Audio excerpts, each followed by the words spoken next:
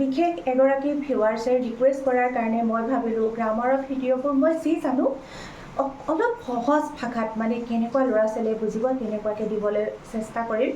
তো যেনেকৈ মই টিউশ্যন লৈছিলোঁ, যিমান ল'ৰা ছোৱালীৰ মোৰ আচলতে অভিজ্ঞতা আছে যে ল'ৰা ছোৱালীয়ে কি পাৰে কি নোৱাৰে, কিন্তু মোৰ এক্সপিৰিয়েঞ্চৰ পৰা মই এইটো কওঁ যে বহুত ল'ৰা ছোৱালী এনেকুৱা আছে যে বহুতখিনি আচলতে বুজি নাপায় সৰু সৰু কথাবিলাক। সাপোজ আপুনি যদি ক খ অ আ বা ABCDখিনি যদি ভালকৈ বুজিয়ে নাপায়, আপুনি পাঠ্যক্ৰমৰ ভিতৰৰখিনি জানো বুজি পাব? কওকচোন, জাষ্ট তেনেকুৱা কথা। তো আপোনালোকে এতিয়া গৰম বন্ধ হৈ আছে, বহুতে ভাবিছে হয়তো 9 বা 8ত পঢ়ি থকা ল'ৰা ছোৱালী গ্ৰামাৰৰ এটা টিউশ্যন দিব লাগে। কিন্তু মই ক'ম, সেই যে ফটককেনে ভাবি ল'লে টিউশ্যনটো দিলে আচলতে পাৰি নাযায়, গম পায়। তো বহুখিনি আচলতে নিজৰ আয়ত্তৰ দৰকাৰ যে প্ৰথমৰ পৰা আচলতে কি আছিলে, প্ৰথমৰ পৰা প্ৰথম পাঠ্যক্ৰমৰ পৰা আচলতে গ্ৰামাৰ ছাবজেক্টটোত কি দিয়া হৈছিলে সেইখিনি খুব ভালকৈ বুজিবলৈ দৰকাৰ। ছাপ'জ আমাৰ লেটাৰ, আমাৰ কিমানখিনি লেটাৰ আছিলে, আমাৰ ভাৱেল কোনখিনি আছিলে, কোনখিনি কনচনেণ্ট কয়, বা চেণ্টেন্সনো কাক কয়, বা শব্দ গঠননো কেনেকুৱা হয়, জাষ্ট থুলমূল আভাস এটা আজি দি যাওঁ। যদিহে মোৰ এইটো ভাল পায় তো মই কালিৰ পৰা খুব ধুনীয়াকৈ অকণ পিছৰখিনি দিবলৈ চেষ্টা কৰিম। তো প্ৰথমৰ পৰা মই কৈ যাওঁ। তো ফটকেনে আপোনাৰ ল'ৰা ছোৱালীক যদি আপুনি কুৱেশ্যন কৰে যে কোৱাচোন ভাৱেল কেইটা, তো কিমানটা আমাৰ লেটাৰ আছিলে মূল ন, ফটকেনে কেতিয়াবা সেইখিনিও কনফিউজ লাগে। মই ভাবোঁ প্ৰতিখিনি আচলতে ক্লিয়াৰ হওক আপোনালোকৰ ল'ৰা ছোৱালীবিলাকৰ। এতিয়া আপোনালোকে ঘৰতে ট্ৰাই কৰিব, মাকসকলে হওক বা দেউতাক মাক আবাক যিয়ে হওক ন, তো ঘৰতে সুধিবলৈও দৰকাৰ, গম পায়নে। ফটককেনে টিউশ্যন এটাৰ কথা ভবাৰ আগত কিন্তু ঘৰত এইখিনি কথা একদম ক্লিয়াৰ হোৱাটো বহুত প্ৰয়োজন। তেতিয়াহে গৈ টিউশ্যনত আচলতে ল'ৰা বা ছোৱালীজনী শিকিব পাৰে। এতিয়া কথা হ'ল, ছাৰেতো ঠিকেই বুজাব, 9ৰ ল'ৰা ছোৱালীখিনিকতো আৰু গৈ পেলাই এলফাবেট বা এইখিনি আৰু ভাৱেল শিকাবলৈ নাযায় নহয়নে, তেনেকুৱা কথা। বাৰু বেছি কথা নাপাতো, মই ইয়াৰ ভিতৰতে কওঁ, আপোনালোকে প্ৰথমৰ পৰা আৰম্ভ কৰক যে ভাৱেলৰ পৰা। ৱাৰ্ড মানে কি, জাষ্ট কেইটামান আখৰ লগ লাগি যিটো এটা সম্পূৰ্ণ অৰ্থ প্ৰকাশ নকৰে, ছাপ'জ হয়নে, সেইটোৱেই হ'ল ৱাৰ্ড। তেনেকৈ ৰিড, ৰাইট, কাম, গ' এইবিলাক হয়নে। ঠিক তেনেদৰে আমাৰ যিবিলাক এটা অৰ্থ প্ৰকাশ কৰে, সম্পূৰ্ণ অৰ্থ প্ৰকাশ কৰে, তাকে আমি এটা চেণ্টেন্স বুলি কওঁ। যে ইংলিছত কেনেকুৱা অকণ হেৰিয়াও চাই লওক, চেণ্টেন্স মানে কি ন। চেণ্টেন্স মানে হ'ল সম্পূৰ্ণ অৰ্থ প্ৰকাশ কৰিব লাগিব। জাষ্ট এটা ষ্টাৰ্টিঙত এটা কেপিটেল লেটাৰ আৰু লাষ্ট শেষত থাকিব ফুল ষ্টপ। জাষ্ট সাধাৰণভাৱে কৈছোঁ হা। এতিয়া চাওক, সেই চেণ্টেন্সটোকে আকৌ কি কৰা হয় জানেনে, যে চেণ্টেন্সক ভাগ বহুত আছে।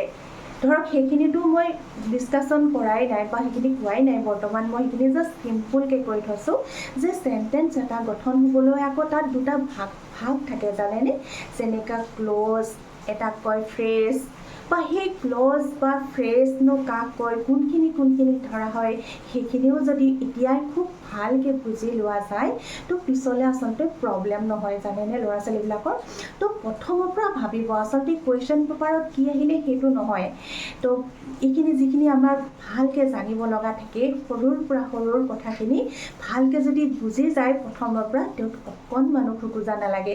ক্ৰমান্বয়ে চাবচোন টান হৈ গৈ থাকে, পিছলৈ কিন্তু সকলোখিনি গ্ৰামাৰত আমাৰ কুৱেশ্যন পেপাৰত ইউজ হয় আচলতে। তো মই কৈ থ'লোঁ যে ক্ল'জ আৰু ফ্ৰেজ, মই অকণমান উদাহৰণ দিছোঁ। এটা চাওকচোন কোনটো ক্ল'জ কয়, অকণমান ফ্ৰেজ কয়। তো এইখিনি মই ভালকৈ আকৌ বুজাম, জাষ্ট এটা উদাহৰণ দিলোঁ হা, চাই লওক এইটো কেনেকুৱা আছিলে। তো তাৰপিছত আপোনালোকে জাষ্ট পাৰি গ'ল ধৰক চেণ্টেন্স মানে কি। চেণ্টেন্স এটা গঠন কৰিবলৈও আকৌ কি লাগে জানেনে, ছাবজেক্ট, ভাৰ্ব, অবজেক্ট। তো 3টা বস্তু খুবেই প্ৰয়োজন। এতিয়া চাওক, এতিয়া আপুনি এটা যেতিয়া লাইন লিখে, তাত আকৌ ষ্টুডেণ্টছখিনিয়ে এইটো নাজানে তাত ছাবজেক্ট কোনটো, ভাৰ্ব কোনটো, অবজেক্ট কোনটো। তো সেইবিলাক বহুতখিনি আচলতে আয়ত্ব কৰিবলৈ দৰকাৰ। মই ভালকৈ আজি তো মই নিজে হাতেৰে দেখাব লাগিব, কেমেৰামেন এটা লাগিব, তো ভালকৈ নেক্সট মানে ক্লাছত সেইখিনি বুজাম হা ঠিককৈ। আজি জাষ্ট আভাস দি গৈছোঁ আপোনালোকক। তাৰপিছত আপোনালোকে যেতিয়া চেণ্টেন্সখিনিৰ আভাস পাই যাব ল'ৰা ছোৱালীখিনিয়ে, কাক কয়নো চেণ্টেন্স বা কোনখিনিক কয় চেণ্টেন্স, কেইটামান উদাহৰণ দিছোঁ চেণ্টেন্সৰ, চাওকচোন।